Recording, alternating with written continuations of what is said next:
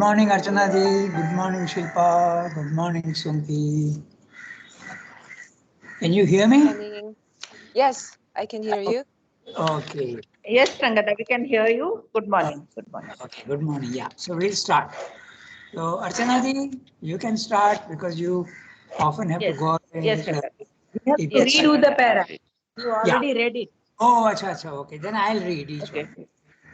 Now, if this view of things had a complete validity, then only the absolute idealist, sent perhaps out of some higher existence, unable to forget his mission, stung into indomitable enthusiasm by a divine estrus, or sustained in a calm and infinite fortitude by the light and force and voice of the unseen Godhead, could persist under such circumstances in holding up before himself, much more before an incredulous and doubting world the hope of a full success for the human endeavor. It's a huge sentence, and let us see what he's saying. So, if this view of things, so we'll first find out what is the view that he's talking about. Okay, so I'll have to read out the summary of the previous para so that we know what he's talking about. Okay, so just 1 second.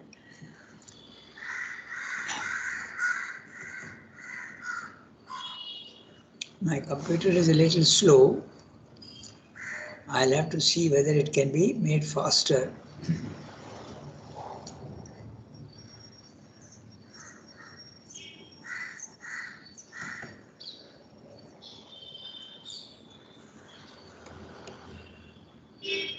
Open pop-up note.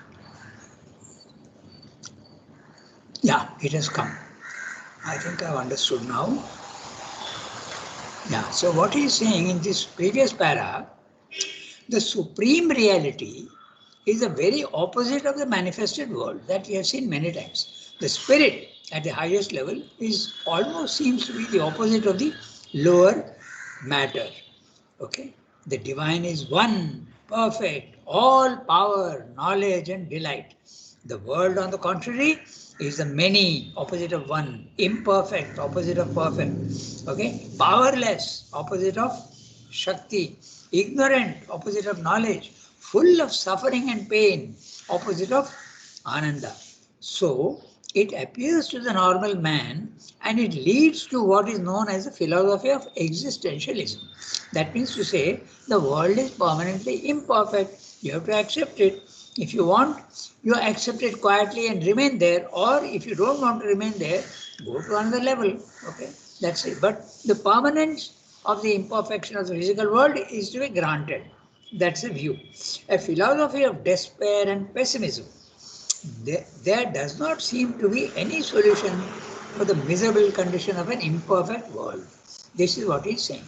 So, if the physical, this view of things is the physical world is imperfect permanently, full of death, suffering, imperfection, the impurity of things, this is the view. Now, Srimati is saying, if this view of things had a complete validity, okay, that means he's saying, he's not saying has a complete validity. He's saying if it had. So that means there is another possibility. So he's examining the place where their view is maybe correct, okay. Then only the absolute idealist, sent perhaps out of some higher existence, unable to forget his mission, he remembers from where he has come. He has come from God, who is perfect. So he does not forget that he has come from perfection. Stung into indomitable enthusiasm by a divine estrus. The word estrus, okay, what is it? I have not made a note of it, but estrus, okay, so you have to, we'll look it up. Estrus is, let's take it as a push, okay? It is pushing you onwards. A divine estrus or sustained, or it could be both. It is either pushing you towards perfection again back, or sustained in a calm and infinite fortitude by the light and force and voice of the unseen Godhead. You have come from there and you don't want to have anything to do with the physical world. You are in the physical world, but you don't want to have anything to do with it because you have come from there and you remember, unable to forget. You remember from where you have come. And your mission is what? Again, to go back to perfection. Stung, look at that, stung into indomitable enthusiasm. The urge to go out of the physical world is like a sting. Okay, it's a it will stung you. You are when you are stung with a bee, you are trembling. There's something very you want to get back, get out of it. It is something that makes you restless. Okay? So, by divine estrus or sustained in a calm and infinite fortitude, that also is possible.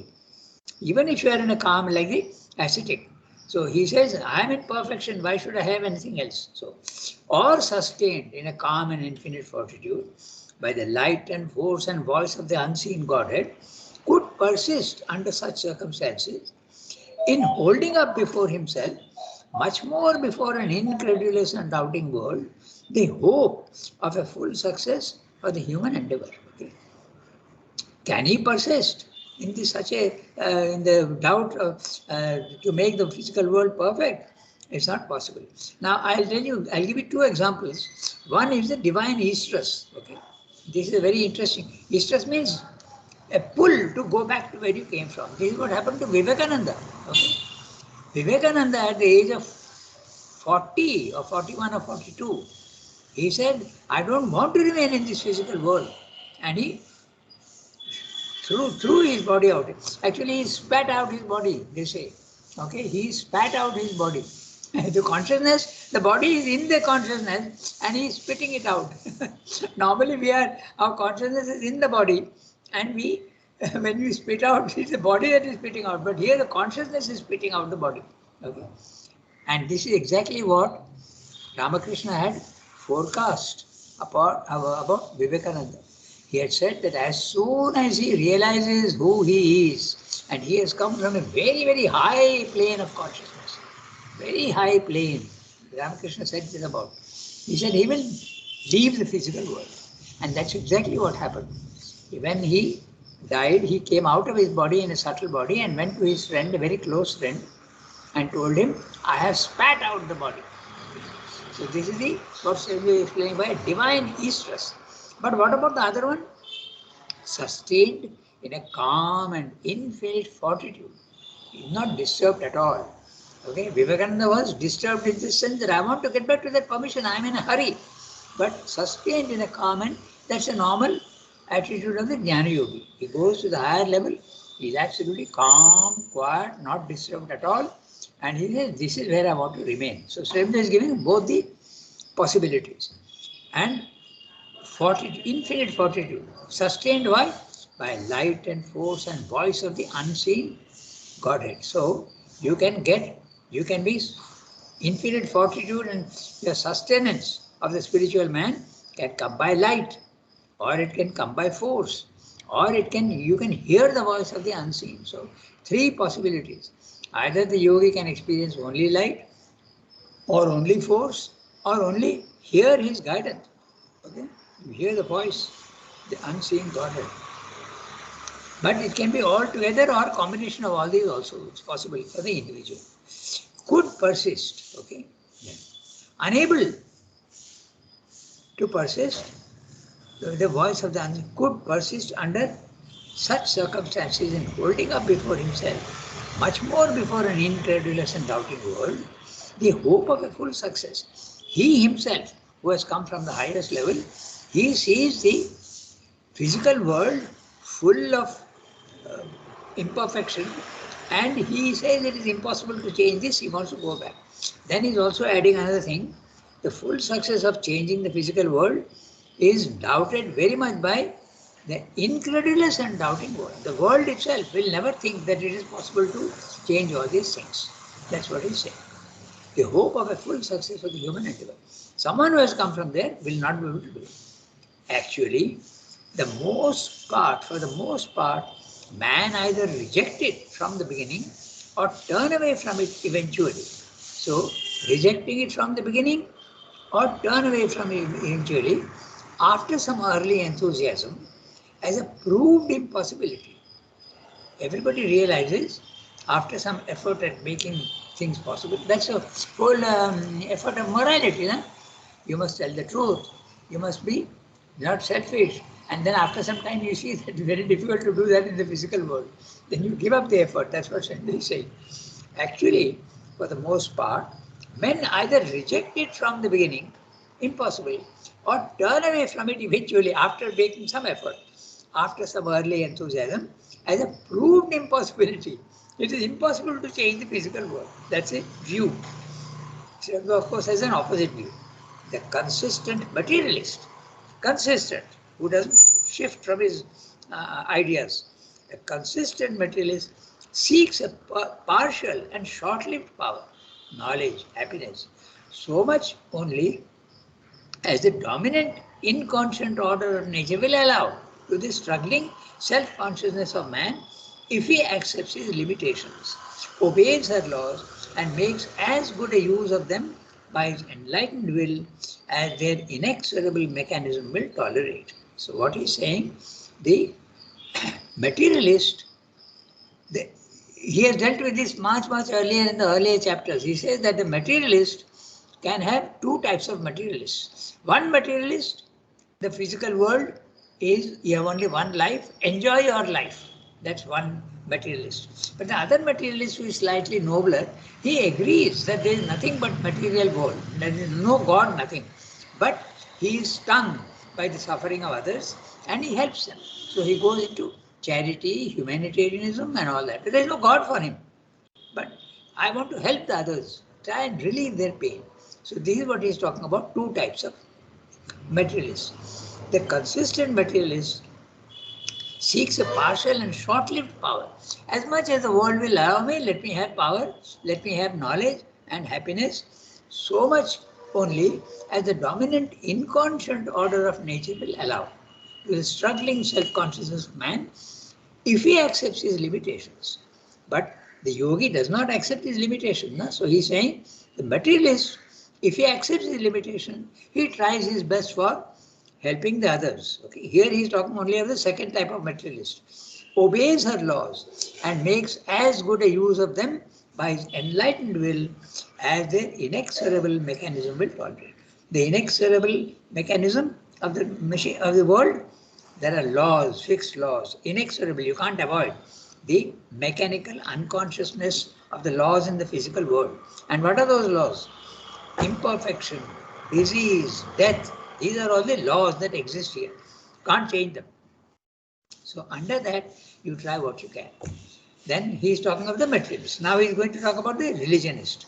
The religionist, one who is following a religion, he accepts that there are other possibilities. Seeks his reign of enlightened will, love and divine being, his kingdom of God in that other world where they are unalloyed and eternal.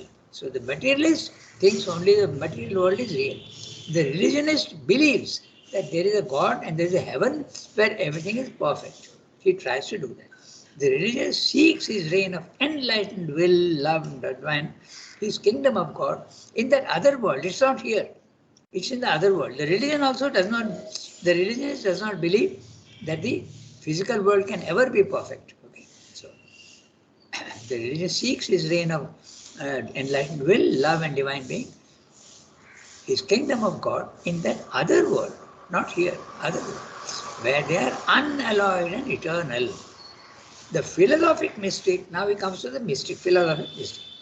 First he has dealt with the materialist, then he has dealt with the religionist who believes that there is another world, then a philosophic mystic rejects all as a mental illusion and aspires to self-extinction in some nirvana or else an immersion in the featureless absolute. This is the, he is examining all the possibilities. And this is the Buddhist or the Mayavadi, the ascetic. It must, in the end, recognize its mistake and renounce its vain endeavor. The endeavor to make the world perfect. You have to realize the mistake, realizes that it's impossible. It's a mistake to try and change the world. And renounce its vain endeavor. Don't try to change anything here, it's impossible. You realize that and then you go up. Okay. But still, there are these two sides of existence, the ignorance of nature and the light of the spirit. And since there is behind them the one reality, the reconciliation, or at any rate, the bridging of the gulf forecast in the mystic parables of the Veda, ought to be possible. So now he comes to the spiritual and his own theory. So one by one, he has examined all the theories. Materialist is rejecting God and perfection. Religionist is accepting that God is there, but the world is imperfect forever. Then the ascetic says, yes, there is the higher world and there is the lower world, but I can go there, and he goes there. Now he is saying that the reconciliation of the bridging of the gulf between the spirit and matter is mentioned in the Vedas. And what is that? There's one, the heaven is my father and the earth is my mother. Therefore, even if the divine is not here, at least there's a connection. So that's the next subtle distinction. He is examining all the different theories. Okay, so but still, all these are okay, but there is something else. Since there are these two sides of existence, spirit and matter, the ignorance of nature and the light of the spirit, and since there is behind them the one reality, he is harking back to his chapter on the omnipresent reality. Third chapter or fourth chapter, if you remember. Okay? So, omnipresent reality. The reconciliation, or if not reconciliation, at least the bridging. Okay? So note, there is a bridge between the two, or they can be reconciled. They can both exist together. See how he is examining each possibility. Reconciliation is one possibility, but the bridging also is another possibility. In other words, you can go from here to there, but there is nothing common between them. Okay, that's it. He is saying. And reconciliation, there is something common between them. Reconciliation, or at any rate, the bridging of the gulf forecast in the mystic parables of the Veda. The mystic parables, I told you, the heaven is my father and the nature, the world is my mother. Ought to be possible. If the Veda is mentioned, it should be possible.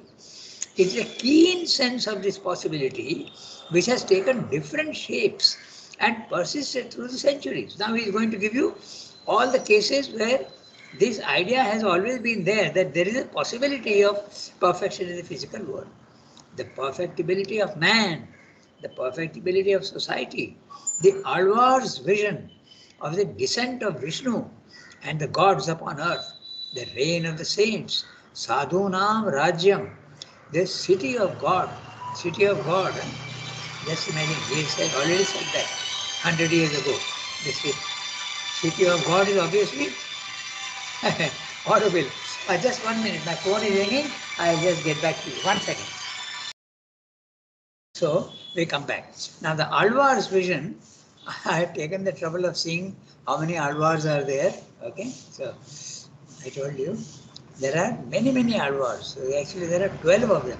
Okay, in Tamil Nadu. By the way, Tamil Nadu has a very rich tradition of spirituality. We don't think of it that way, and we don't know because of our ignorance. But the Alvars are all fantastic saints, and one of them was a lady, Andal. Okay. So she was, Srimdas translated some of her things, okay. In the book translations, Andal's poems are there also, and some others also. Okay. Srimdas and the translations.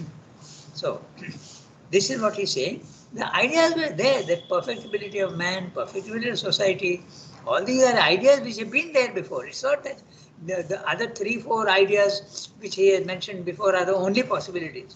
The possibility of the perfectibility of man has always been there. The Alva's vision of the descent of Vishnu. Descent of Vishnu, if Vishnu comes back into the physical world, it has to change. And the gods upon earth, the reign of the saints, Sadhunam Rajyam, the city of God. This is stunning. City of God. He's talking of Auroville. The millennium. Millennium, the Christian idea, the millennium. They say that when the millennium comes, God's kingdom on earth will come. Okay, that's a Christian idea. It will end in God's kingdom. That idea is there. The new heaven and earth of the apocalypse. But these intuitions have lacked a basis of assured knowledge, and the mind of man has remained swinging between a bright, perfect hope and a grey present certitude. In other words, although these ideas have been there, they have never been very precisely formulated. Okay? But now, very precisely, Srinath is going to formulate that this perfection that you are thinking of is available in the supermind, and we will bring it down. Not only did he give the idea of the supermind and the perfectibility of man and the evolution towards higher and higher states of consciousness, but he and mother have taken the trouble of actually bringing it down, which is fantastic. They have not only given the idea, but they have done the work. That's absolutely stunning. Okay. Very few people in the world know it, but one day they'll come to know, because everything is recorded in the subtle world. One day they will know who the pioneer of the supermind is. But of course, to Bhadra and Srimda, it makes no difference at all. Whether they know or not is no. They just do the work without any absolutely disinterestedness. They have done the work. Okay. So, the millennium there. But these intuitions have lacked the basis of assured knowledge, and the mind of man has remained swinging between a bright future hope and a grey present certitude. So just see words, grey present certitude. There is a feeling, but it is grey. Okay, Surendra is so fond of oxymorons, opposites, and they make so much sense. The certitude is there, but it is grey. But the grey certitude is not so certain as it looks, and the divine life evolving or preparing on earth, nature need not be a chimera. Okay, this grey certitude is that nature need not be a chimera. Chimera means something non-existent, just an illusion, a chimera, something which is not real. Okay, just a shadow. All acceptations of our defeat or our limitation start from the implied or explicit recognition. Okay, all acceptations of our defeat. How does it come? Defeat means impossible to change the physical world.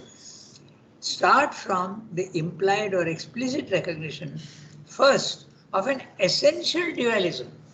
The dualism between spirit and matter is essential. It is absolutely fundamental. You can't change it. And then of an irreconcilable opposition between the dual principles, between the conscient and the inconscient, between heaven and earth, between God and the world, between the limitless one and the limited many, between the knowledge and the ignorance. The differences are too much. They are essential. They are fundamental. You can't change them. That's an idea, the grey certitude he is giving an example. We have arrived by the train of our reasoning at the conclusion that this need be no more than an error of the sense mind and the logical intellect founded upon a partial experience. Okay? So, clear what he's saying? He's saying that now, actually we are in 500 pages. So, Srinath is saying we have been reasoning and we have been showing you that it is possible. The reasoning are a conclusion. After 500 pages, now I have convinced you that there is a possibility. We need not think that this impossibility of changing the physical world is true. We need not believe that. Okay? We have arrived by the train of our thinking, by the sequence of our reasoning, at the conclusion that this need be no more than an error of the sense mind. It's a ignorance and the logical intellect founded upon a partial experience. Just 1 second. Rangayata, Yes, tell me. today you have to explain us the alien and foreigner poem and regarding alien and foreigner. Yeah. I have got the poems. Okay. I will read them out to you, but I have not completed the translation. But I have translated one fully, okay, and I'll give you at the end of the.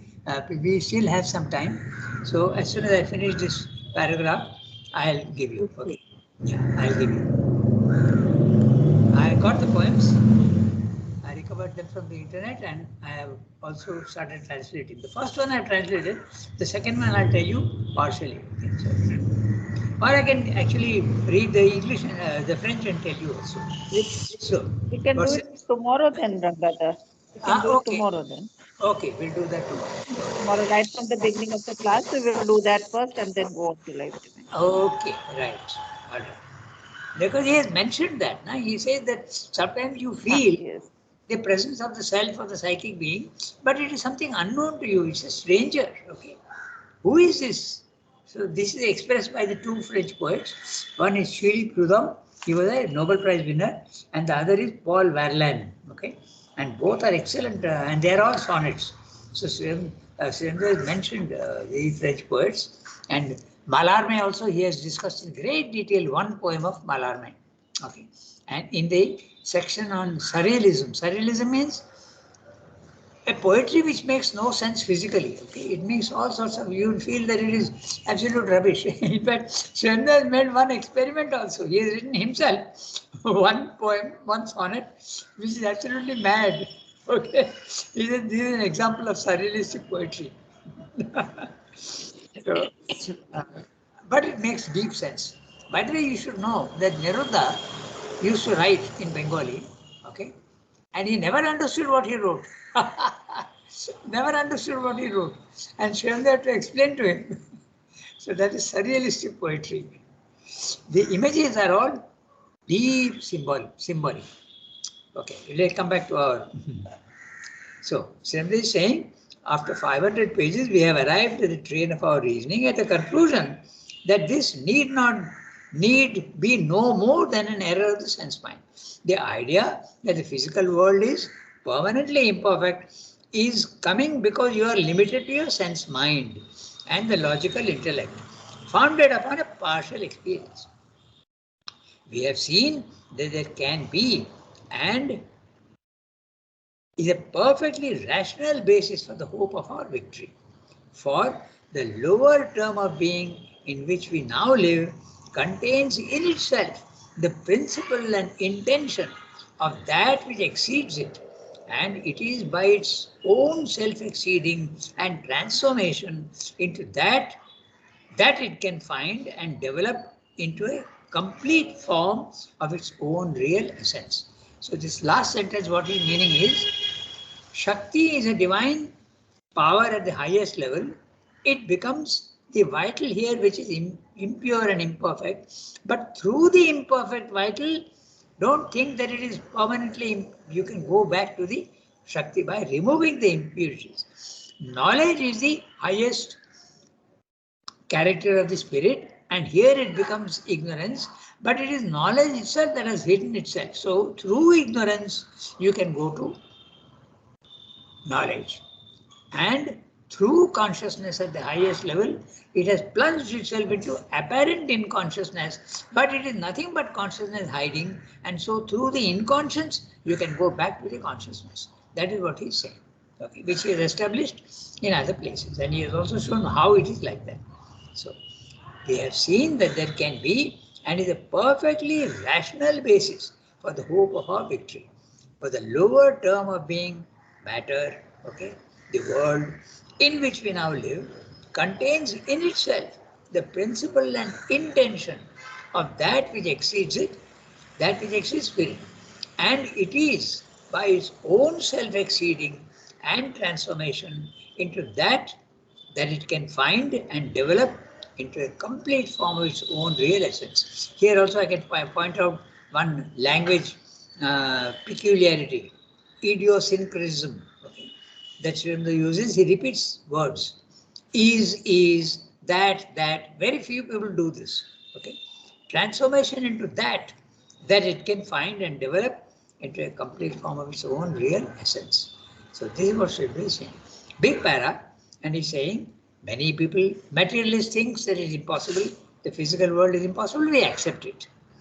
Okay, then the religionist, he feels that there is God. No, it's not materialistic. Matter is not the only world, there is a higher world also. But he is not here, God is not here, we have to go there. Then the ascetic, slightly different again, and the Buddhist, yes, there is a world above and we can go there, but the world cannot be changed. So you have to go there. If you don't like to be in a country which is poor and full of suffering, go to another country where it is. That's why people migrate to America, where they think that you can get a lot of money and you can be happy. Okay, so this is what he said. That's a Buddhist and the ascetic. But now he comes to the spiritual man. Okay, and the spiritual man says that yes, some of them say that we have to go there only. And some, like Sri Aurobindo, says that the idea of perfectibility of man has been there, but it was not very, very clear. Now we can make it very clear. We will say how it can be done. It is the supermind, which is the link world between the two. And that link world, if we can become, it's a question of the evolution going to the next step. That's what it can be done. So this is what he's saying. Okay, so we go to the next para. Shall we read the next para? But there is one point in this reasoning. This is again, you will see that Sri Aurobindo is always pointing out the reasoning, and then he finds the opposite view that can be criticized. His own view can be criticized. So instead of waiting for others to criticize him, he takes it up himself and again gives a reasoning. This is his way of doing things. So wide is the thinking and the views that he has. So let's read the next one. But there is one point in this reasoning. Okay. So clear? Yeah. Yes. Yeah. But there is Okay. Go one ahead. point in the reasoning which till now we have left somewhat obscure. Okay. And it is precisely in this matter of the coexistence of the knowledge and the ignorance. Admittedly, we start here from conditions which are the opposite of the ideal divine truth, and all the circumstances of that opposition are founded upon the being's ignorance of himself and of the self of all, outcome of an original cosmic ignorance, whose result is self-limitation and the founding of life on division in being, division in consciousness, division in will and force, division in delight, division and limitation in knowledge, power, love, with, as consequence, the positive opposite phenomena of egoism, obscuration, incapacity, misuse of knowledge and will, disharmony, weakness, and suffering. We have found that this ignorance, also shared by matter and life, has its root in the nature of mind, whose very office it is to measure off, limit, particularize, and thereby divide. But mind also is a universal principle, is one, is Brahman, and therefore it has a tendency to a unifying and universalizing knowledge as well as to that which marks off and particularizes.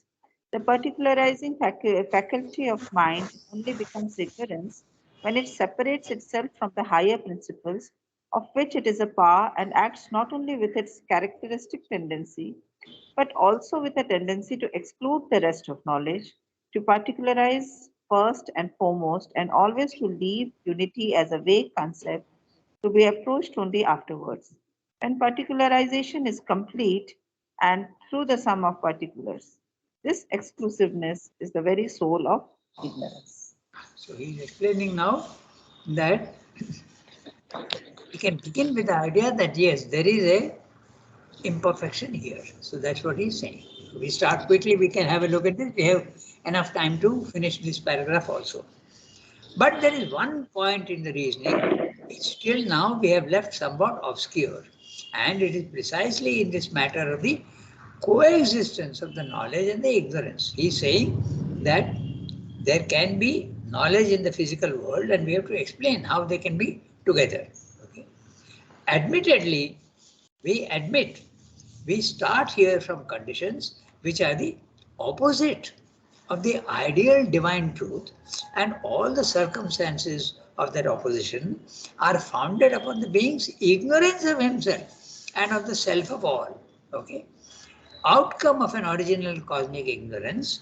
Now it is cosmic ignorance. First of all, is the being's ignorance, individual ignorance, but there is also an original cosmic ignorance, whose result is self-limitation and the founding of life on division in being, division in consciousness, division in will and force, division in delight, division and limitation in knowledge, power, love, with as consequence the positive opposite phenomena of egoism, obscuration, incapacity, misuse of knowledge and will, disharmony, weakness and suffering.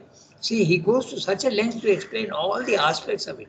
So it's very, very clearly we have to see what he's saying. He is saying that we have already seen that there is a diminution. Satchidananda, when it has to manifest, it has to limit itself. This we have discussed many times, why limitation is necessary. Okay? Because manifestation implies giving forms. And giving form means limitation. A form is limitation. So this is what he is discussing. Okay? So, but there is one point in the reasoning which will now have left, which we have now left obscure. And what is that? It is precisely in this matter of the coexistence. Together they are there in the physical world, knowledge as well as ignorance. We can't deny that there is knowledge. Even at the animal level, there is some amount of knowledge. It knows what to eat, it knows what to avoid. Okay, some limited knowledge is there. In the man, the knowledge becomes more. We can make full use of nature. So there is knowledge, there is an improvement. Admittedly, we start here from conditions which are the opposite. Okay, it's true that we are starting from the opposite, the ideal divine truth, and all the circumstances that opposition are founded upon. Now, why is it coming? Because of ignorance. And ignorance is of two types. One is the individual ignorance, being's ignorance of himself and of the self of all. So not only he is ignorant about himself, but he is also ignorant about everybody else. Okay. Outcome of an original cosmic ignorance. So now this we have to understand is very important. Even if man is not there, even if animals are not there, there is a gradation of consciousness from the highest level to the lowest level. There is a universal diminution and a degradation. Okay, this is what he's saying. It becomes the opposite of himself. So, and if there are creatures, they participate in this universal ignorance. So there is a gradation from the, unfortunately the camera is not there, so you can't see, but I'm saying from the highest level, there is a universal degradation. Light becomes less and less and less and less and less, and at the lowest level, there is no light. Now, if you happen to be at the lowest level, you will participate in the darkness of the physical world. If you are at a slightly higher level, the individual will participate in the semi-darkness of that particular world. If you are in a place where there is light, the individual will experience the light of that consciousness. So the consciousness, as it keeps climbing up and up, it becomes subject to the world in which it is there. So the individual ignorance or knowledge and the universal ignorance and knowledge, the two are there. It depends on where you are. If you are in India, you are subject to India. If you are in America, you are subject to American laws. So this is what he's saying. The individual ignorance as well as the cosmic ignorance, whose result is self-limitation. We have seen that, self-limitation. Because why is the ignorance is coming? Because of self-limitation. And the founding of life on, why is this? Because not only is there limitation and degradation, but there is also division, the one becoming the many. Okay? These are the fundamental laws that operate. The one becoming the many, the formless becoming form, the perfect becoming imperfect. Okay? The light becoming darkness. Of an original founding of life on division. And where is the division starting? The principle of mind. And the principle of mind starts at which level? Overmind. So the overmind is the beginning of ignorance. Although it is full of light, still the origin of ignorance is at the overmind level. Okay? So founding of life on division. And division in what? Division of being. What is the being? Sat, substance. Division of consciousness, Sat, Chit. Division of will and force, Shakti. Division in delight, Ananda. Division in limitation in knowledge, power. Knowledge and power, these are the consequences of Chit. Knowledge, power, love. So again he is repeating, okay, knowledge is Chit, power is Shakti, love is Ananda. So he is repeating the characteristics, the principle itself, Sat, Chit, Ananda, and their characteristics. Knowledge is a character of Chit, power is a character of Shakti, love is a character of Ananda. So he said, and as consequence, the positive opposite phenomena. Okay. Now the positive opposite phenomena, they are actually negative, but you seem to see them as positive opposites. And what are they? Egoism, limitation, obscuration, lack of light. Okay. Egoism is the feeling of total separation. Okay. Division, complete division gives you egoism. You feel yourself to be separate from others. Note that, huh? Egoism, ego is the power that makes you feel separate from others. It has consequences like sense of superiority and arrogance, and all these are consequences. They are not egoism. They are consequences of egoism. Obscuration, light becomes dark. Incapacity, power becoming incapacity. Misuse of knowledge and will. There are the misuse of knowledge and will, disharmony, weakness and suffering. We have found that this ignorance, although shared by matter and life, has its roots in the nature of mind, whose very mind with an M cap. So he is starting absolutely from the overmind level. Okay, whose very office, so they use the word office in the sense of function, whose very function it is to measure off, limit, particularize and thereby divide. So we have also discussed this measuring off. You remember? Manifestation, you measure something and give it a form. Okay, that's why there is limitation. So measuring off, limiting and particularizing. There is a general and there is a particular. The general is the vast and the particular is taking only one aspect and thereby divide. So he has used three words: measuring off, limiting and particularizing, and therefore there is a division. But mind also is a universal principle, is one, is Brahman, and therefore it has a tendency to a unifying and universalizing knowledge as well as to that which marks off its particularity. So remember that each thing, each principle is percolating into the others. It's not one, it's like the colors of the rainbow which run into each other. They are all connected. So there is, mind is dividing and yet it can also take you up. Okay, that's what he's saying. Each one is, both the principles are there. Therefore, it has a tendency to unifying and universalizing knowledge as well as to that which marks off and particularizes. Both the things are there. Mind has a capacity to, if you go up in mind, it becomes universal. If you come down towards mind, towards the lower, it particularizes and limits.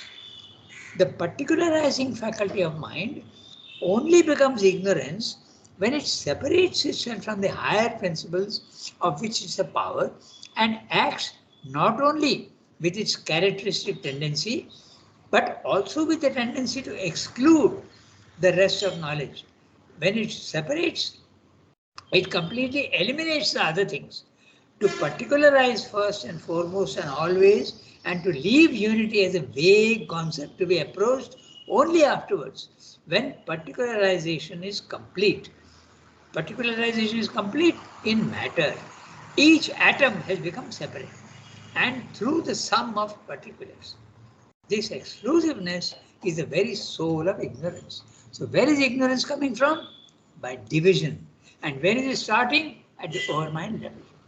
Okay. So this is what he's saying. So next we'll go to, we must then seize hold of the strange power of consciousness.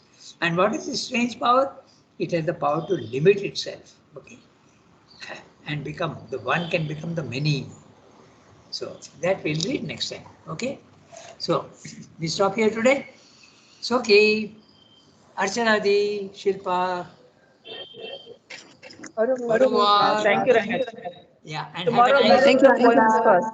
Okay, tomorrow we'll do the sonnets tomorrow. That which Ramesh is mentioning here, stranger and alien. And also, by the way, alien and stranger also are different.